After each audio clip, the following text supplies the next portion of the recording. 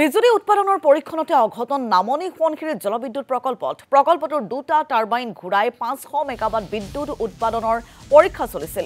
এই পৰীক্ষণতে ভাগিল পাৱাৰ হাউচৰ টাৰ্বাইনৰ ৰোটাৰৰ বোয়িং আৰু পোলেণ্ডৰ বিশেষজ্ঞৰ জৰিয়তে মেৰামতি কৰোৱা হৈছে টাৰ্বাইনৰ, কিন্তু যিকোনো সময়তে বিপদৰ আশংকা কৰা হৈছে। প্ৰকল্পটোত বিজুলী উৎপাদনতো অনিশ্চয়তা। আমি পুনৰ আপোনালোকক জনাইছো, নামনি সোৱণশিৰি জলবিদ্যুৎ প্ৰকল্পত সংঘটিত হৈছে অঘটন। বিজুলী উৎপাদনৰ পৰীক্ষণ আৰম্ভ হৈছিল আৰু পৰীক্ষণৰ সময়ছোৱাতে অঘটন সংঘটিত হৈছে নামনি সোৱণশিৰি জলবিদ্যুৎ প্ৰকল্পটোৰ দুটা টাৰ্বাইন ঘূৰাই 500 মেগাৱাট বিদ্যুৎ উৎপাদনৰ পৰীক্ষা চলিছিল আৰু এই পৰীক্ষণতে ভাগিল পাৱাৰ হাউচৰ টাৰ্বাইনৰ ৰোটাৰৰ বোয়িং আৰু পোলেণ্ডৰ বিশেষজ্ঞৰ জৰিয়তে মেৰামতি কৰোৱা হৈছে টাৰ্বাইনৰ, কিন্তু যিকোনো মুহূৰ্তত যিকোনো অঘটন সংঘটিত হ'ব পাৰে, যিকোনো মুহূৰ্তত সংঘটিত হ'ব পাৰে বিপদ।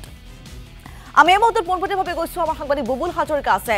বুবুল, যিহেতু নামনি সোৱণশিৰি জলবিদ্যুৎ প্ৰকল্পতে অঘটন সংঘটিত হৈছে আৰু বিদ্যুৎ পৰীক্ষণৰ বাবে কাম আৰম্ভ হৈছিল, তেনে সময়ছোৱাতে অঘটন সংঘটিত হৈছে।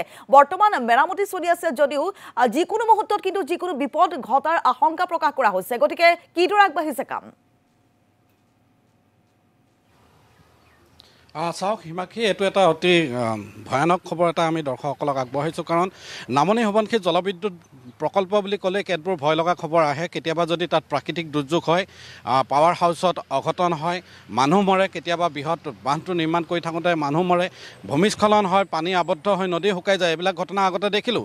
কিন্তু এতিয়া তেওঁলোকে শেষ পৰ্যায়ত উপনীত হৈছে। অলপতে তেওঁলোকে 24 অক্টোবৰৰ দিনা তেওঁলোকে প্ৰথমটো ইউনিটত বিজুলী উৎপাদনৰ বাবে তেওঁলোকে টাৰ্বাইন ঘূৰাইছিল আৰু তাৰ পাছতে আন এটা ইউনিটত, দ্বিতীয়টো ইউনিটত তেওঁলোকে টাৰ্বাইন ঘূৰাই বিজুলী উৎপাদনৰ পৰীক্ষা কৰিছিল। আৰু এই পৰীক্ষণতে তেওঁলোকৰ যি টাৰ্বাইনৰ যি ৰোটাৰ আছে, এই ৰোটাৰৰ বিয়েৰিং এটা ভাগিল আৰু যাৰ ফলত তেওঁলোকৰ চিন্তা হ'ল যে কেনেধৰণে বিজুলী উৎপাদন কৰিব।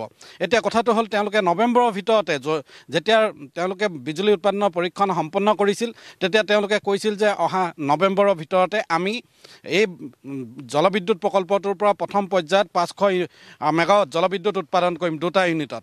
গতিকে নৱেম্বৰ মাহ শেষ হ'বৰ হৈছে আৰু এই সময়ছোৱাত তেওঁলোকে কিন্তু বিজুলী উৎপাদনৰ বাবে তেওঁলোক সাজু হ'ব নোৱাৰিলে। অৰ্থাৎ বিজুলী উৎপাদনত অনিশ্চয়তা আহি পৰিল। NSPC যিবিলাক কাম কাজ তাত কৰিছে, এই কাম কাজবিলাক জনসাধাৰণৰ পৰা বহুত তেওঁলোকে গোপনে কিছুমান কাম কৰে আৰু এই কথাবিলাক এতিয়া পোহৰলৈ অহা নাই। আমি এইটো নিজে কোৱা কথা নহয়, এক বিশেষ সূত্ৰে আমি এই খবৰটো পাইছোঁ। NSPC সূত্ৰৰ পৰা এই খবৰটো আমাৰ হাতলৈ আহিছে যে পাৱাৰ হাউচৰ টাৰ্বাইন বিজুলী উৎপাদনৰ পৰীক্ষা কৰোঁতে টাৰ্বাইনৰ ৰোটাৰৰ বিয়েৰিং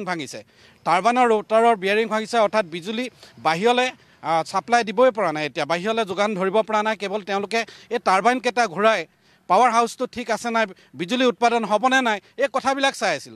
চাই থকা অৱস্থাতে যদি তেনেধৰণে হয়, এটা ৰিজাৰ্ভাৰত লাখ লাখ কিউবিক পানী জমা ৰখাৰ পাছত বিজুলী উৎপাদন কৰিলে ভৰ বাৰিষা যদি এনেকুৱা এটা অঘটন হয়, তেতিয়াহ'লে কি হ'ব?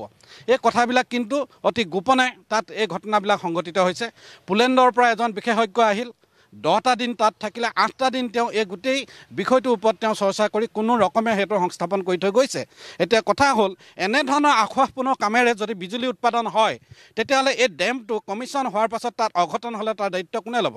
এতিয়া ভাৰত চৰকাৰ শক্তি বিভাগৰ লগতে স্বয়ং প্ৰধানমন্ত্ৰীও এই বিষয়টোত কিছু পৰিমাণে চিন্তিত হৈছে আৰু যাৰ বাবে আজি তাৰিখলৈকে বিজুলী উৎপাদনত অনিশ্চয়তা আহি পৰিছে। এইটো এটা বিশেষ সূত্ৰে আমি লাভ কৰা খবৰ আৰু এনেধৰণৰ ঘটনাবিলাক ঘটি আছে। কিন্তু এতিয়া দেখিবলৈ পাইছে যে এই ডেমটো এটা আঁসোৱাহৰ মাজতে ডেমটো খাৰা কৰাইছে। এইটো হ'লে অৰুণাচলত 168টা বৃহৎ নদীবান্ধ নিৰ্মাণ কৰাত সুবিধা হ'ব কেন্দ্ৰীয় চৰকাৰৰ। আৰু এইবিলাকক লৈ যিবিলাকে প্ৰতিবাদ কৰিছিল, আজিকালি কোনেও প্ৰতিবাদ কৰিবলৈ নাহে।